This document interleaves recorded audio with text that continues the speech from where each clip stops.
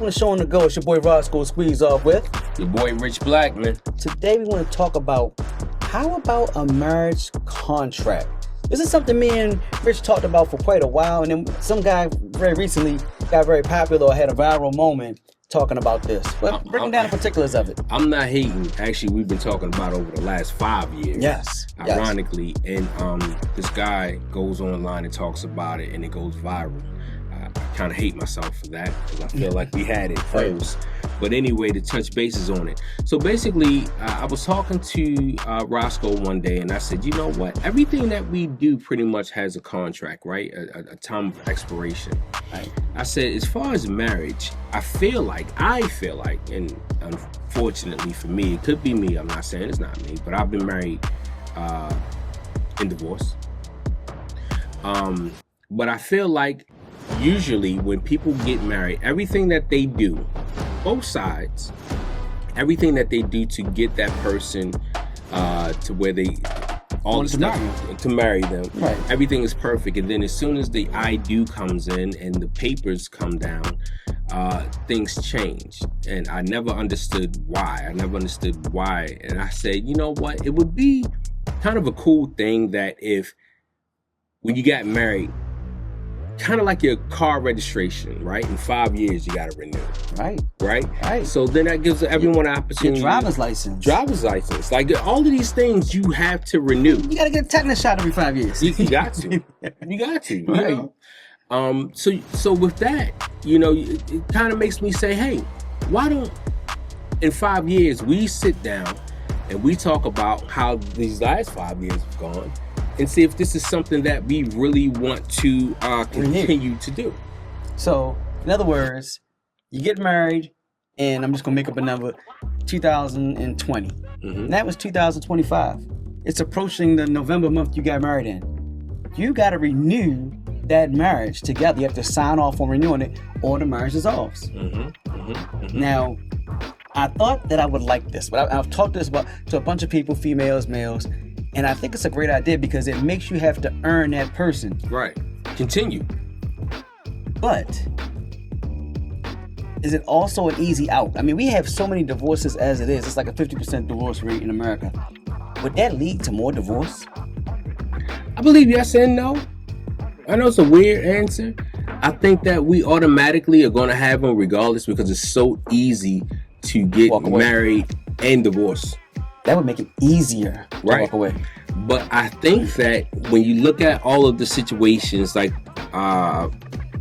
which is a pretty common situation where people stay together for the sake of the kids, right? Or the bills. The bills, you know, for the sake of just, hey, look, I just feel like I'm stuck. We talked about that before. A lot of older people just feel like, hey, I'm here now, and that's just what it is. But I don't believe that it should be that. I believe that you should be happy. We only have one life. We're only here for limited amount of time. A limited amount of time, you know. Actually, it's a short amount of time if you think about it. Being married or divorced. Sometimes I wonder, does that make you happy? So, meaning that if I had a contract in place, would that change the way I approach my marriage? Would I say, am I always trying to make sure, is it like a sports contract? I want a basketball team, I'm in the NBA, I got to make sure I play good enough to get that next contract. Or it might be at a reduced amount next time, or, you know, they might let me go or something like that. Could you be like, could you be in a marriage and all of a sudden you're about to enter the free agency stage? I think it should be that way because I think that it should be a thing that you constantly work at it because you have to work at anything if you want to get better. You know what I mean? Right. At it, if you want longevity, you have to work at it. You know what I mean? I think that would actually be a great idea because it'll keep both parties on their toes. You know what I mean? Because you have right around the 5 year mark, 7 year mark, you have that conversation of, I don't know, things are not going the way that, you know, that they used to, or that I think I would like and make a changes. Because the average amount of time for marriage to last is anywhere between, before you get in that stage, is anywhere between 3 to 7 years. So I feel as though that would actually be a great idea. I think that it should be. See, here's the problem. I've talked to many people that takes the biblical and the religious aspect out of it, because that's supposed to be from death do us part. I get it. To death do us part. I get and if you're religious, you probably wouldn't like this. I get you. Then, does that always make you? Would that mess up marriage counseling? Would that mess up a whole industry? Because people be like, I'm never going to do marriage counseling. If it doesn't work, I'm just not renewing. Of course, but I'm not even gonna lie. Divorce lawyers would lose money. You don't want to get me started on this. Marriage counseling, I think, is to a certain extent a racket anyway. All right. I've been through that, because I feel like, well, now I'm gonna say a racket. It's a good way to make money. I mean, you don't think it helps? You don't think it can help a couple? I think it can. I think it can help if you have parties that are willing to do the work. I think it's helped me. I think it's helped me in my life before. Yeah, to do the work. I don't. When I say racket, I don't like it as an automatic go-to, because some things can't be solved. Sometimes people don't want to solve them. If you have somebody that just does not want to do it, you can't force them to do it, and they go in and do it. Now, as far as the biblical side, I respect that, and I understand that completely. Till death do us part. Right, but they also say honor and obey, and they don't really.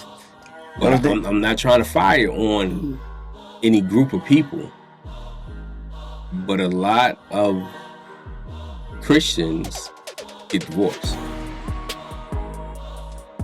I think all religions definitely have a higher rate than in the past. But Christians about 50%. Flip a coin if it's going to work on that. You know what I mean?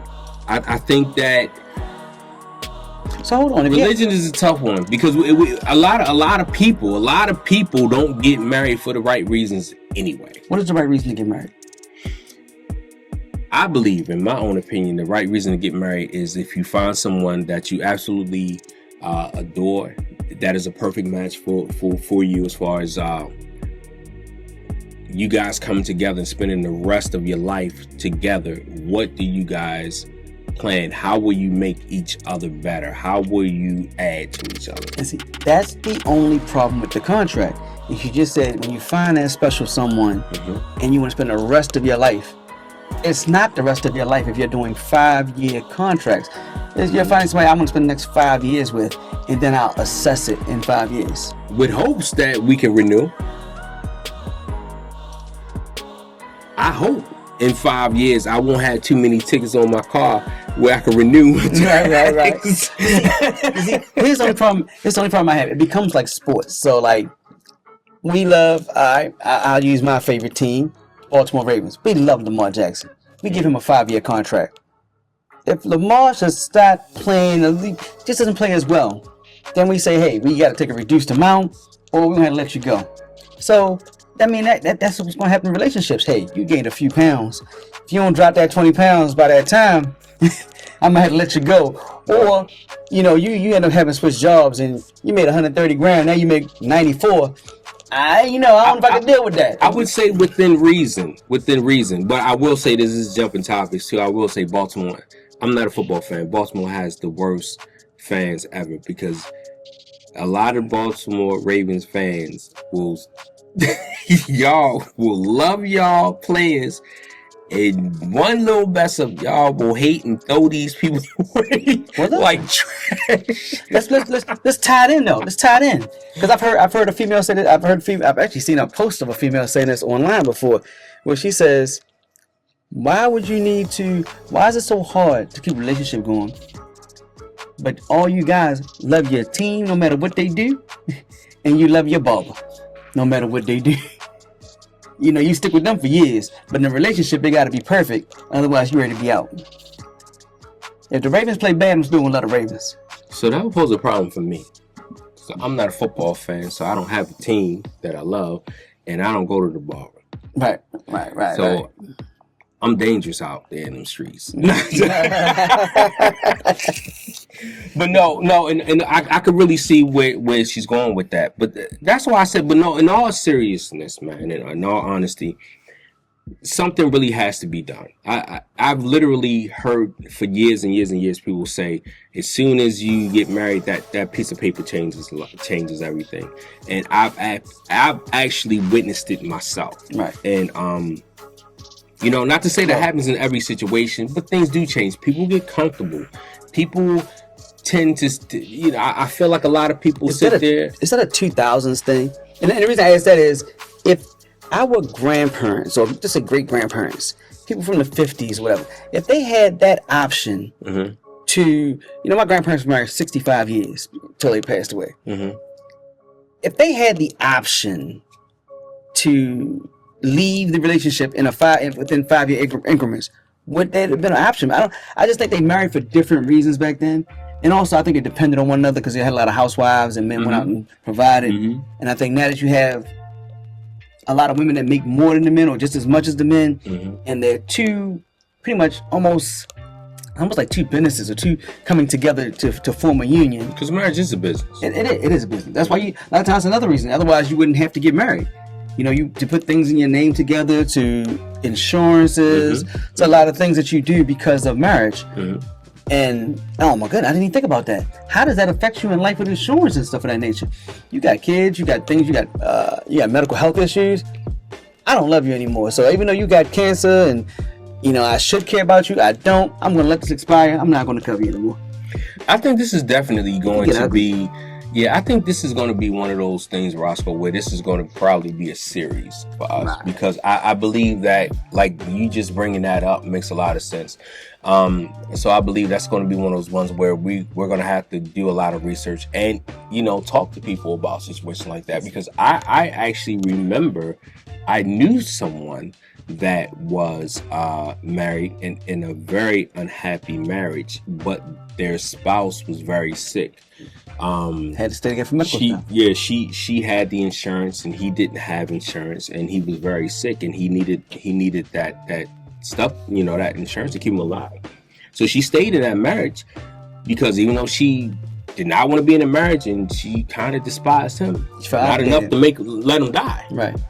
So imagine you just out talking to your friends. Yeah, I gotta renew this marriage, man. I got my side person. I don't really deal with them, but I gotta renew my marriage because they need the medical coverage. That's tough. That's a tough one. And then on top, I guess you'd have to have a lawyer because now I didn't even think about assets. How do you do that with assets? If you acquired a house, if you acquired things of worth, stocks, bonds, treasury bonds, so many things that need to be split. Your first 5 years, don't do it. I guess I thought the lawyers would lose money, but now the lawyers might make money because it wouldn't just dissolve. You'd probably have to get it, even though it's a contract. Well, I guess you'd have to have language in there which whatever you brought it'd be language in the contract for that. Yeah. You'd have to have that. So instead of having a priest or some type of biblical person, because it's not hard. You need a lawyer. You need a contract. The contract has to be written up and has to explain what's going to be divided, where the lines are at. I was in a 10-year marriage, man, 12-year marriage where we lived separately. So when things got divorced, it wasn't hard. Well, you know what I mean? I've kind of always been I've never been like a joint account person and all these other things, but you're right. All right, so let's take these things out of it for the sake of this conversation. Let's just focus on love, because that's a slippery slope. You can go a lot of different angles financially. If this just focus on love, should you have a contract to make sure that you stay in love with someone, and also to make sure that someone does what it takes to keep you in love with them? Meaning, like, if they did a certain thing in the beginning, you sign this contract. If they're not doing the same things, if they're not, I think I saw a picture online the other day of Taraji. Mm-hmm. And they had a picture of her in that Numbers movie that she did in the 50s. And he said she's had you for a while, and then he had a picture of her like in a sexy outfit from another movie, talking about this is what she looked like when she got you. Mm-hmm. So, and that's what I'm talking about. And men do it too. Don't get me wrong. I picked up pounds since I've been married, so I know we do it as well. But I stay consistent. I was fat throughout the whole thing. How you got me is how you got me. That's where I'm at. I did not change at all. Right. So no, so you're a fan of. You think it should be done. You think you should have A 5 year. Now what's the length of time it should be? Is 5 good? Should it be 3? Should it be 10? What do you think it should be? If you're going to do a contract, I think 5 is fair. every 5 years. I think every 5 years. So if you're married for 50 years, I think that at some point it should stop though. Oh. I think at some point it should stop. I say the first 5 years. I would like the first 5 years. Like, what do you, almost kind of like a rent-to-own property. You know what I mean? 1 foot in, 1 foot out. You know what I'm saying? Like, what do you think after this 5 years? Nah, I think we're good. I think pretty much if you're like a double Dutch sleep, you just kind of right. Should I jump in on that? Right. I think after 5 years, 6 years, you kind of have an idea that things are going to either be good or bad. Wow. On average. Wow. On average. I can tell you, we talked about this for years, and I truly believed in this at one point in time. And the more I hash it out in my head, I kind of think you always have the ability to come out regardless. Because even if you did the 5-year contract, if you hated it in 2 years, you still would have an option. Now, if it's a thing where you have to do 5 years no matter what, that's a different ball game. But as long as I still have the option to come out, as much as I always thought you should have a contract of some sort because everything else has a shelf life, I just think that makes marriage something different. Even though it's a contract already, it's already an agreement, it's already a business, it's all of those things. Putting the actual label of a 5-year contract on your marriage turns it to something else. It's not a marriage. It's kind of an agreement. It's almost not love at this point. And then also, what would stop people from using it for certain things? Well, you won't never know if you're getting used or not. At least when you're marrying someone now, you think it's supposed to be for life. Granted, we all know we can get out. If you make it a 5-year contract, I can do 5 years with her because she got good credit. I can get a couple dollars out of it. You know what I'm saying? But they do that now. They do. They do that now. There are people that get married. I don't even want to throw no names out there, but I have to now. And I hope that we don't get in trouble for this. But I mean, the whole Nas and Khalees situation. That was some love at some point. I'm sure at some point on somebody's end it was. He was into it. I thought he was into it. I thought it was weird. Who had more to lose? Money wise? Yeah, well, for everything. Him. So in all actuality, there's a lot of situations. Robin Givens. In a lot of situations, there are a lot of people that already do things like that, knowing that the end result is them coming up. In a proper relationship, your other person should help make you better. Always. Can they make you better with a 5-year contract on top when they know it's always an out? Yep. And then I wonder, would marriage even go down? Would you want to get married knowing you got a 5-year cap? Would you just say, well, heck with it, why get married in the first place? I'm all for it. Or do you only get married when it legally benefits you? I'm all for it. Let's do the 5 years and circle back. Because I think after the 5 years, if we realize after the 5 years that everything is good, I think we're good. I think you'll have a lot of people that have been married 5 times. They'll get out of that one, do another 5. I know people that I've known people that have been married 5 times. I think it'd be more. Because now they've been married 10 years apiece. You know, I think that I just think that to be fair, to keep everyone on their toes. I'm not saying forever. I'm not saying, you know, every 5 years for the rest of your life. I don't see that. But I do believe that it should be a thing of circling back after the first 5 years. Just to see. Yeah. All right, so he's for it. I was for it in the beginning. Now I'm kind of not, because I think it's a lot of things that I didn't think about. When we talked about it, I only thought about it from my angle. But it's such a wide scope. I'd have to, I don't know, we have to look more into it. But as of right now, I'd say no. But what do you guys say? Please chime in. Put your comments in. Let us know what you think. Do you think that a marriage should have a 5-year shelf life, a 5-year contract that needs to be renewed to be continued? I'm going to start something new that we've never done before on situations where we don't necessarily, we're not on the same side with things. Right. Let us know on this topic here if you're team Rawsko or team Rich. he's a yes contract guy, I'm a no contract guy. Let me know. I think friendly competition. Okay, without question. Yeah. I would love to know what the people think. I would definitely love to know. You know, Well, 5 years. Well, once again, he's saying 5, I'm saying life. But thank you That for just watching. sound bad. When you What? said It sound life sound bad? that. The way you just said that, like it almost sounded like imprisonment for life. You just said life. It don't depend. It depends on how you look at it. If you with the right person, life might not be long enough. Marriage should be a lease. No. Listen, just think about that. If you with the right person, you don't never have enough time with them. You see older. I watched my grandparents live together. Well, I didn't watch the whole time, but I'm not 65. But they were together 65 years married. And when my grandmother passed away, my grandfather was heartbroken, 90 years old, and couldn't wait to die. He couldn't imagine living in this world without my grandmother with him, because that's all he loved her that much. That life was not long enough. That's all I'm saying. If you really find the right person, you know what I mean. That 5 years was like, what am I doing? And it here? wouldn't matter at 5 years. You just keep renewing. You just renew and be happy ever after. But if you find the right person, you don't need to know. I don't know. Option is always good. So thank you for tuning in. Yeah, exactly. It's going fast. But yeah, thank you for watching the show on the go. It's your boy Rawsko Squeezoff with Rich Blackman. Until next time. Peace.